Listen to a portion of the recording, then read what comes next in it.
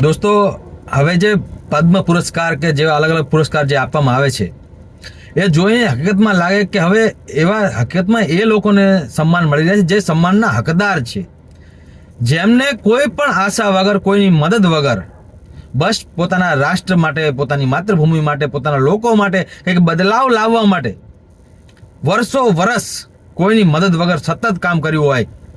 અને એવું કામ કર્યું જે સમાજને કંઈક લાભદાયક હોય,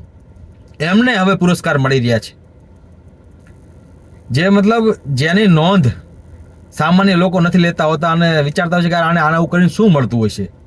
કે આપણે મતલબ કે સામાન્ય વસ્તુ સમજીએ કે અરે કેટલા વિચારતા કે અરે આનાથી શું ફરક પડે યાર, આના કરતાં બીજું કંઈ કરી લેવાય, સારું કરી લેવાય, આમ કરી લેવાય, તેમ કરી લેવાય, સલાહ દેવા ઘણા સલાહ દે, પણ કરવાવાળા હોય ને કરી જાણતા હોય છે. અને આ લોકોને જે સન્માન મળી રહ્યા છે ને એ જોઈને ખરેખર બહુ જ હર્ષ આનંદ થાય. જાણે કે લાગે કે આપણા જેવા કોઈ સામાન્ય વ્યક્તિને એના કામને સન્માન મળી રહ્યું હોય એ જોઈને ખૂબ જ આનંદ થાય છે.